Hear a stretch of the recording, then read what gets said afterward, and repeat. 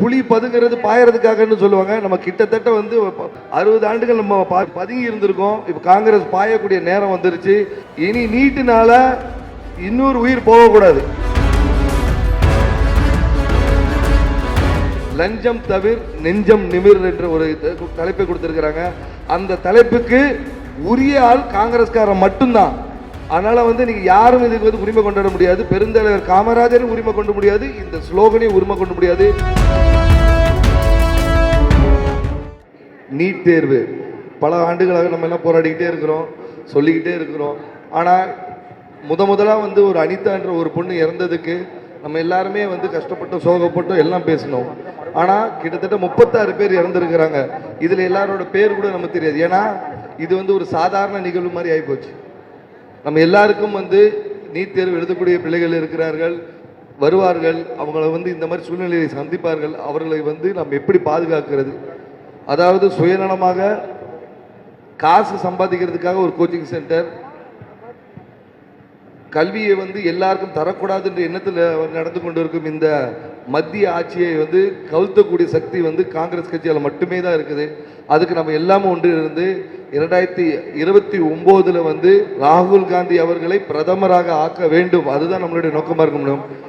இது எதிர்கட்சி தலைவராக இருந்து அவர் மட்டும் குரல் கொடுத்துட்டே இருக்கிறார். அது துணையாக நாங்களும் பார்லிமெண்ட்ல இருந்தாலும் அவருடைய ஒரு குரல் மட்டும் இல்லாமல் அவரோட குரலாக நம்ம எல்லாரோட குரலும் ஒழிச்சா மட்டும்தான் வந்து நம்ம ஒரு மிகப்பெரிய மாற்றத்தை கொண்டு வர முடியும். இன்னைக்கு வந்தோம், இந்த மீட்டிங்கை முடிச்சோம், போனோம்னு இல்லாமல் ஒவ்வொரு ஊர்களிலும் ஒவ்வொரு வீடுகளிலும் இந்த நீட்டு பாதிப்பை பற்றி நம்ம சொல்லணும். கிட்டத்தட்ட வந்து பட்ஜெட்டில் வந்து ரொம்ப ரொம்ப ரொம்ப ரொம்ப கம்மியான அமௌண்ட் தான் வந்து கல்வித்துறைக்கே கொடுக்குறாங்க. நாளுக்கு நாள் வந்து உங்களுடைய அரசு பள்ளிகள் மூடிக்கொண்டே வருகிறாங்க. ஏன்? இவங்களே ஒரு நெரேட்டிவ் செட் பண்ணுறாங்க. அதாவது வந்து அரசு கல்வியில் படித்தா வந்து சரியான எஜுகேஷன் இருக்காது, ப்ரைவேட்டு போங்க அப்படின்னு சொல்லி ஒரு நெரேட்டிவை கொண்டு வந்து நம்மளெல்லாம் திசை திருப்பி நம்மளை எல்லாரும் கடனாளி ஆக்கி எல்லா பெற்றோர்களும் பிள்ளைகள் நல்லா படிக்கணும் என்ற எண்ணம் இருக்குதான் செய்யும். அதுக்காக வந்து அதை பயன்படுத்தி நம்மளை வந்து பண ரீதியாக எவ்வளோ பண உளைச்சல் இருக்கும். நீங்கள் எல்லாருமே நம்ம இருக்கிற தாத்தாவாக இருக்கும், அப்பா இருக்கலாம், நமக்கு தெரியும் எவ்வளோ பேர் எல்லாம் வந்து ப்ரைவேட் ஸ்கூலில் படிக்கிறாங்க. பசங்க பேருங்களா ப்ரைவேட் ஸ்கூலில் எவ்வளோ பேர் படிக்கிறாங்க?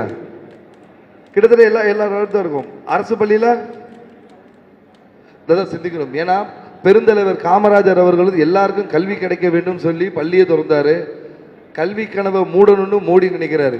ஸோ மீண்டும் காமராஜர் ஆட்சியை கொண்டு வந்து மீண்டும் கல்வியை வந்து நம்ம எல்லாருக்கும் தகுதி அறியாமல், அதாவது என்னென்னா தகுதி இல்லாமல் எல்லாருக்கும் கிடைக்கணும். மேலே இருக்கிறவங்க தான் படிக்கணும், கீழே இருக்கும் படிக்கக்கூடாது, அப்படிலாம் இருக்கணும், எல்லாருக்கும் கிடைக்கணும்.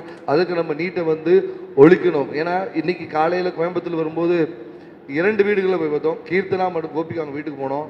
உண்மையிலே வந்து ரொம்ப சோகமாக இருந்தது. அதாவது ஒரு பொண்ணு 12ஆம் கிளாஸ் படித்து, முன்னாடிலாம் 12ஆம் கிளாஸ் படிச்சுட்டு நல்ல மார்க் எடுத்தா அழகாக வந்து டாக்டர் அப்ளை பண்ணால் இன்ஜினியர் ஆகலாம், இந்த கனவோடு இருக்கலாம். இப்போ அப்படி கிடையாது. நீட்டுன்னு ஒரு இதை கொண்டு வந்து நம்மளெல்லாம் விடிய படிக்க வச்சு 2 வருஷமாக எழுந்திருக்கு அந்த பொண்ணு. பாவம் முதல் ஆண்டு எழுதிருக்கு, திருப்பி 2வது ஆண்டு 3வது ஆண்டு ப்ரிப்பேர் பண்ணும்போது எக்ஸாம் எழுதி ரத்து செஞ்ச உடனே மன உளைச்சலில் வந்து உயிர்ந்துருக்கு.